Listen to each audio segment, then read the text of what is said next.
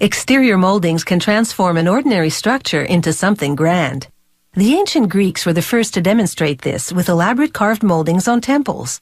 Today, there's no need to spend long hours carving moldings. Fabricated synthetic versions are now available to give a structure instant curb appeal. Architectural foam moldings trick the eye. They look like stone or wood, and it's all a carefully crafted illusion to impress the neighbors or passers-by. They start with a big block of foam.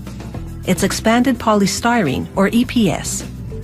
They activate a hot wire foam cutter.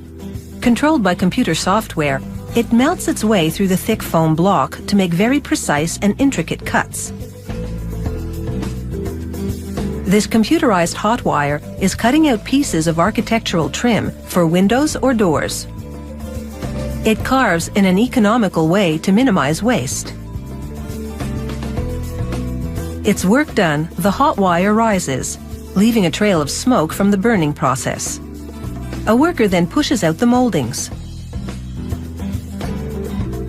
Each piece of architectural trim is 2.5 meters in length.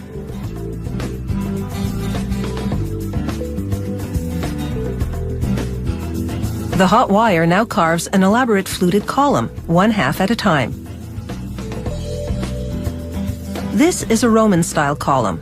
Once carved in stone, it's now being replicated in foam.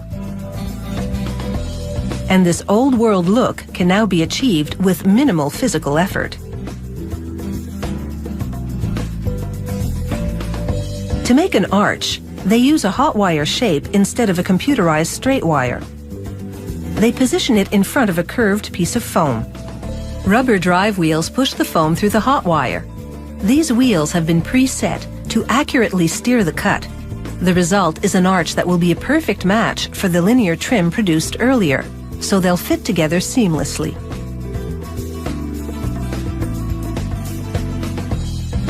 They use a carved foam wedge to emulate the keystone, a piece used in stone arches to lock parts together at midpoint.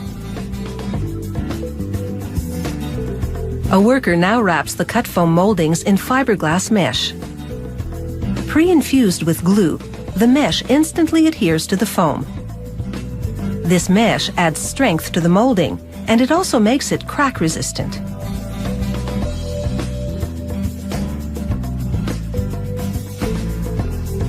Next, cement flows into a hopper and onto the moldings below. The moldings are driven through a template with the same contours to apply the cement evenly on the surface and the sides. This is no ordinary cement. It's a pre-engineered mix fortified with a special resin to create a durable coating for the mesh-covered moldings. A worker then transfers the moldings to a rack to cure for a minimum of 24 hours before getting another coating of cement, this one with a much finer texture. It's much trickier to apply cement to an arch-shaped piece of molding, so they take a more hands-on approach. The employee scoops the cement onto the meshed foam semicircle. He then moves the custom-made template over the molding, instead of pushing the molding through it. It's a better way to evenly distribute the cement on a curved surface.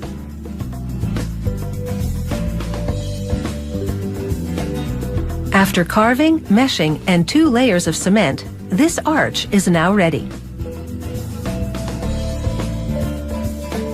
For smaller orders, they also apply the cement manually. There's no need for a machine setup when there are only 1 or 2 columns to be coated. Guided by a track on the side of a table, the worker slowly draws the template down the Roman-style column to apply the cement to the foam and make it look like stone.